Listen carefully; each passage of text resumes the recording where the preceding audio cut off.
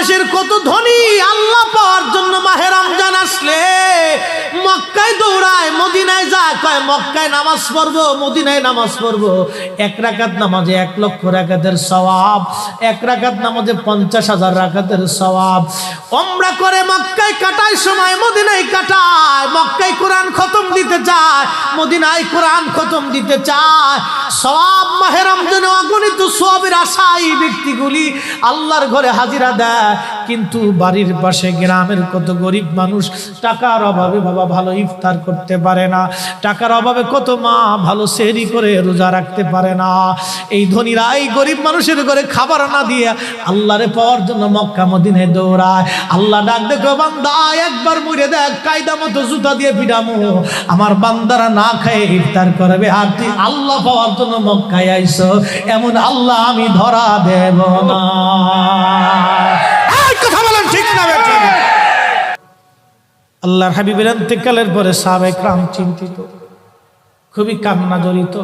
ছোট্ট একটা গাঠুরি বেঁধে বেলাল আসছে, হযরত আবু বকরের সামনে দাঁড়ায় বলে, আবু বকর বিদায় দাও, মদিনায় আর থাকবো না। কেন রে বেলাল, কি জন্য মদিনায় থাকবে না? কিসের অভাব, কিসের কষ্ট? কেউ কি তোমাকে ব্যথা দিয়েছে, না তোমাকে মেরেছে, নাকি তোমার কোনো অভাব আছে? বলো, বাইতুল মাল থেকে মাসিক বেতন দিয়ে দিব। বেলাল বলে, আবু বকর রে, আমার যে অভাব, কোনোদিন কি সেই অভাব পুরা করে দিতে পারবা? বলো রে বেলাল, তোমার কিসের অভাব? বলে, আবু বকর, আমি আজান দিলে নবী নামাজে আসতো। বলো, এখন আজান দিলে কি নবী নামাজে আসবে? আবু বকর বলতেছে, বেলাল রে, তুমি কি নবীরে ভালোবাসো, আমরা কি ভালোবাসি না? বেলাল বলে, আবু বকর, তুমিও ভালোবাসো, আমিও ভালোবাসি। শোনো গো আবু বকর, তোমরা নবীজি রওজা শরীফ দেখলে সহ্য করতে পারো? আমি বেলাল যখন আজান দিয়ে নবী রওজা শরীফের দিকে তাকাই, আমার কলিজা গুলি ফেটে ফেটে আসে, আমি বরদাস্ত করতে পারি না, সহ্য করতে পারি না। মদিনাতে দাঁড়ায় থাকবে, 2 রকমের হাজি পাবে। যখন 7 নম্বর গেট দিয়ে বাবু সালাম দিয়ে হাজিরা ঢুকে সালাম দিতে দিতে যায়, কিছু নবীর পাগল আছে, রওজার সবুজ মিনারা দেখলে চোখ বেয়ে বেয়ে পানি আসে, রওজা শরীফে ঢুকলে তারা হাওমাও করে কাঁদতে থাকে, আর মুতুয়াগুলি খালি ধমক দেখে, ইয়া হাতি আল্লাহ বেদা, আল্লাহ আল্লাহ আল্লাহ আল্লাহ শিরকি আল্লাহ বেদা। ওরা কান্না দেখে হাসে, যারা কান্না করে দেশের তিরস্কার করে। বাপ, আমি নিজের চোখে দেখেছি, ওরা যারা কান্না করে নবী রওজার পাশে দাঁড়ায় দাঁড়ায় এদেরকে দেখে ওরা হাসে। ওরা বুঝে না এরা কি জন্য কান্না করে। কোনো হাজি আছে কান্না আসে না, শুধু সালাম দিয়ে চলে যায়। 2 প্রকারের হাজি। 1 প্রকারের হাজি নবী রওজার পাশে দাঁড়ায় চোখের পানি ফেলে বুক বাসায় দেয়, এরাও হাজি। আর যারা শুধু সালাম দিয়ে চলে যায়, এরাও হাজি। আকাশ আর পাতাল তফাৎ। পৃথিবীর মধ্যে হায়াত হয় মাত্র 60 বছর কি 80 বছর, 30 বছর চলে যায় হেলায় হেলায়, ডোলায় ডোলায় ডোলায় ডোলায়।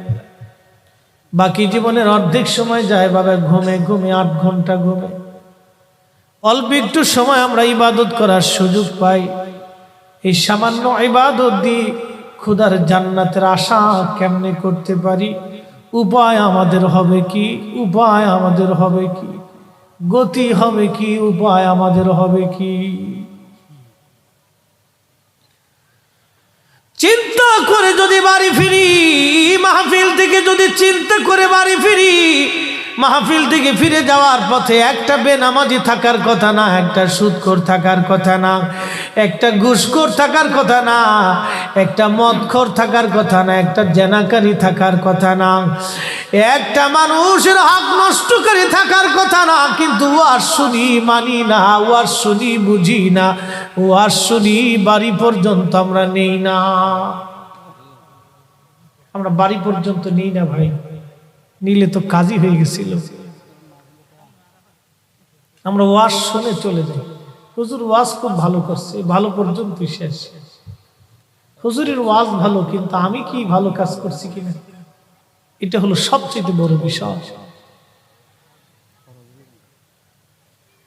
ওয়াজ শুনি বাবা মার মনে ব্যথা দেই, ওয়াজ শুনি প্রতিবেশীর হক নষ্ট করি, ওয়াজ শুনি, ওয়াজ শুনি স্ত্রী স্বামীর হক নষ্ট করি, ওয়াজ শুনে নারী বেপর্দায় চলে, ওয়াজ শুনে ওয়াজ শুনে নারী বেনামাজি, ওয়াজ শুনে নারী বেপর্দা, ওয়াজ শুনে কিন্তু নারী আমলদার না। ওয়াজ করলে কি লাভ, শুনলে কি লাভ? লাভ হবে আমলে, আমলেও লাভ হবে না। নবী প্রেম না থাকলে দিলে, নবী প্রেম থাকলে দিলে লাভ হবে কম, আমলে সুপারিশ করবেন নবী রোজ হাসরের ময়দানে। জ্ঞানী যারা বুঝে তারা শুধু ইশারা